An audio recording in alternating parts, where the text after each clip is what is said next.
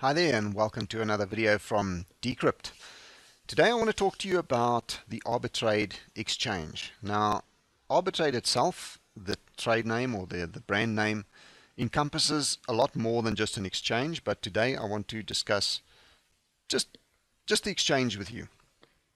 As we know, they claim to be the first truly decentralized, there we go, all-in-one cryptocurrency exchange. Now, today I want to talk to you a little bit about what does truly decentralized mean as compared to what we are used to. Now, as far as I know, there aren't any truly decentralized exchanges operating at the moment, although we've heard of quite a few coming down the road. I don't know of anybody that are, or any decentralized exchanges that are actually working and operational at the moment, although there could possibly be. To explain the difference between the two, I think we must start with what we are used to, is the exchanges we operate on every day. As you know, I'm into the Dignity coin at the moment, which is only available at present on Livecoin. It will be available on the others very soon, but at the moment, Livecoin is the place to go if you want Dignity tokens. So we'll just use Livecoin as an example, and they are a good example of a centralized exchange as far as I know. Now, this is how I understand a centralized exchange to work. All the members of the exchange each have their own wallets for all of the coins, and Livecoin does list quite a few coins on the exchange.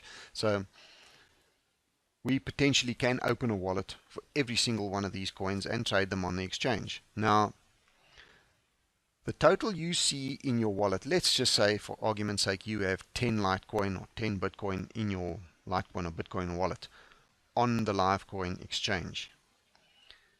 You don't necessarily have those 10 Litecoin or Bitcoin. That is not your private wallet. It is your private wallet within the exchange, but it is not your private wallet to just do with what you like, put it that way.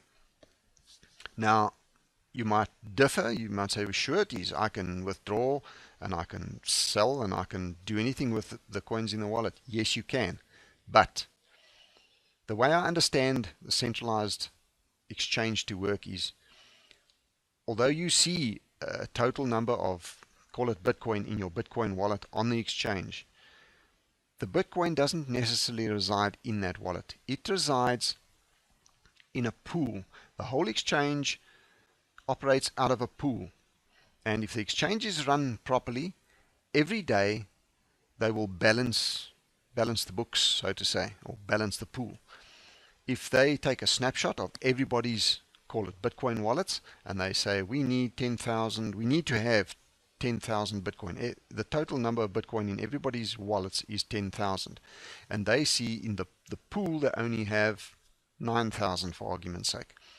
They only have 9,000 Bitcoin. That means there are 1,000 Bitcoin short to service everybody who theoretically owns Bitcoin on the exchange. You might, or everybody might think that they own all the Bitcoin that they see in their wallet, but as with any other normal bank that we are used to in the fiat money system, there's a thing called fractional reserve. They don't have, the bank doesn't have, if you've got 10 Rand in the bank literally doesn't have your 10 Rand sitting in a box waiting for you to come and fetch it one day. If they have a 10% fractional reserve, that means they only need to have 10% of your cash on hand.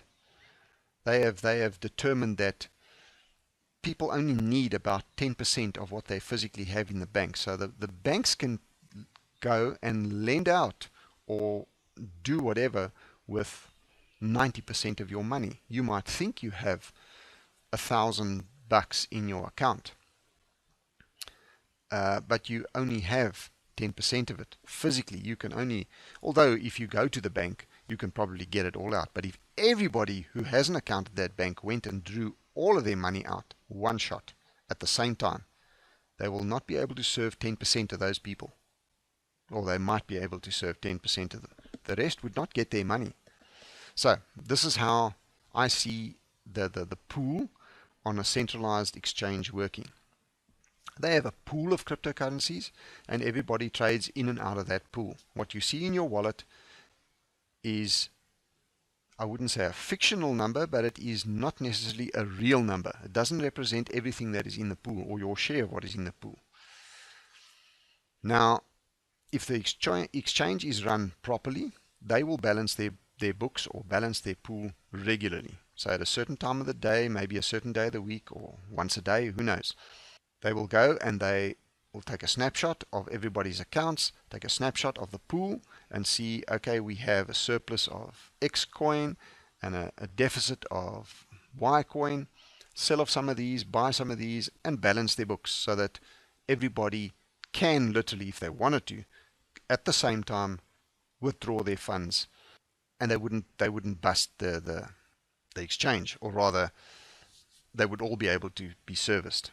Now, what has happened in the past, in a couple of instances, as we know, these exchanges do not balance their books. They count on the fact that not everybody is going to want their coins or their tokens all at once. So their pool gets smaller and smaller. So everybody is buying and selling and trading on a fictional basis. Their numbers in their wallets are not backed by the appropriate number of tokens or coins in the pool.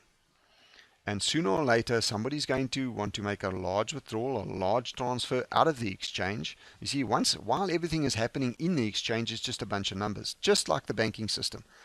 But at some point, the pool is going to get small enough where one large investor or coin holder of a certain coin is going to say, okay, it's time for me, maybe I need some money, or I want to transfer my coin out to hodl it. Maybe they don't trust the system, they're scared the exchange is going to get hacked, so they want to withdraw all their coins and put them into cold storage. They make a withdrawal, so they want to withdraw 1,000 Bitcoin. Let's just say they've got 1,000 Bitcoin. They put in a withdrawal request for 1,000 Bitcoin, and immediately they get an error. They say, we can give you 900, but we are 100 short. You're going to have to wait for that. Immediately the alarm bells start ringing. The exchange support will get their support ticket from the guy who's looking for his coins and say, what's the problem? They'll say, no, there's a hitch here and there, and they will go and scramble around, maybe sell off some coins, buy some Bitcoin, and service him. He'll get his coins and he'll be happy. And then somebody else will go and maybe make a withdrawal doing the same thing. And the same thing will happen to them. And then, like us human beings, we talk to each other, and eventually it'll happen maybe for the second time to one person. And like me, I'll make videos. The person's going to say, hey, you know what, this has happened to me twice now. Let me make a video about this. Warn people there might be trouble coming down the line. I'm not the only one. There might be somebody else doing it. And sooner or later, the word spreads, the mood spreads. What happens? Everybody, at some point, a critical mass is going to be reached. Everybody's going to do what they call a run on the banks. They're going to rush to the exchange and say, I want my coin before there's nothing left for me to draw. They all put in a withdrawal request at the same time. The exchange staff or the exchange pool cannot handle it, and the exchange literally collapses. And this is what has happened with a couple of exchanges. Now that is a centralized exchange. The people trading, buying and selling within the exchange are not, their transactions are not becoming part of the blockchain. The exchange has one wallet for each token, and you are all trading in and out of that one pool of tokens. Fictional numbers a lot of the time. So we need to make sure that the centralized exchanges balance their books regularly. There's nothing wrong with a centralized exchange, but it needs to be done properly, and let's face it, a lot of them, most of them are doing it right. I haven't heard of many that have collapsed, although there are a couple. That's inevitable, it's going to happen. But let's compare that now to a decentralized exchange like Arbitrade is going to be. Like I said, I'm not going to discuss all the other benefits or all the other attributes to Arbitrade itself with their debit card system and the point of sale system. Those are all extras. What I want to discuss is the centralized nature of what they are going to be doing, the exchange part of it. When you have an account with Arbitrade as a decentralized all-in-one cryptocurrency exchange, as you see on the screen there, you physically have a wallet, and every transaction that you make, let's just say you're a day trader, you buy and sell daily, every one of those transactions appears on the blockchain. You are physically buying and selling coins that actually exist, not coins out of a pool that need to be balanced at some point at the end of the day. So that is something that I think has huge value by itself. You know that when you sell your coin, or when you buy your coin, more importantly, when you buy your coin, that transaction is recorded on the blockchain, and when a transaction is recorded and verified on the blockchain, you know it's real. You've paid it, you haven't wasted your money, you've got the tokens in hand, so to speak. They are yours, they're in your wallet. You can withdraw them, you can withdraw them 100% of them, and you know you will get all of them, and everybody else on the exchange can do the same. That is the huge difference. That is basically the major difference between a decentralized, or rather a centralized and a decentralized exchange. It makes for a peace of mind. You know that when you do a transaction, it is done. It's on the blockchain. You can actually go and look it up. It's there. It's real. Whereas on a centralized exchange, it's only real once you withdraw all your tokens. And that could be a problem on some exchanges. And we all know some of these exchanges exist, although they might be nice, good exchanges. Some of them exist in some really dodgy countries and stuff. If they go down, I mean, what recourse do we have, really? So, yeah, that is about all I have to give you on the difference between the two exchanges. As we saw in the little write-up here, maybe I should just read it to you quickly. Now you see it doesn't want to roll. It says, "Welcome to Arbitrade. Arbitrade is not just an ordinary trade exchange platform. It is the highest standard of an all-in-one merchant banking platform for the cryptocurrency sector. Together with several partnering countries, Arbitrade will deliver the easiest options to buy into cryptocurrencies, sell out of cryptocurrencies, trade cryptocurrencies, and use cryptocurrencies on a daily basis. The platform is the highest standard in existence and is 100% insured against all deposits." It also says it also earns you interest for your deposits in accounts. Now, I don't know of any other exchange that will pay you interest on a balance, positive balance that you have in your account, and pays you for sharing it with others. That's also a great thing. Although I don't know of an exchange that doesn't offer some kind of compensation for sharing the exchange with others. There is currently nothing else like it on this planet, and with our multiple patents and partnerships, there will not be another platform like it in the foreseeable future. We have already started to release news from some of our partners, but this is only slightly scratching the surface of where Arbitrade is going.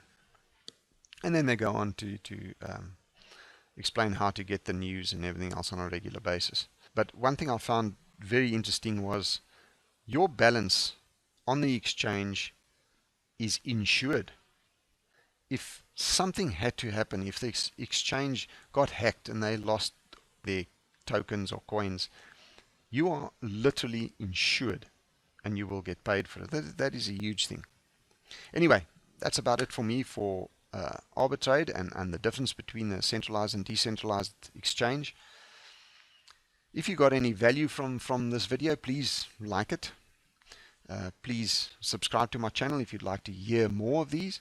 And yeah, let's get out there and make some money.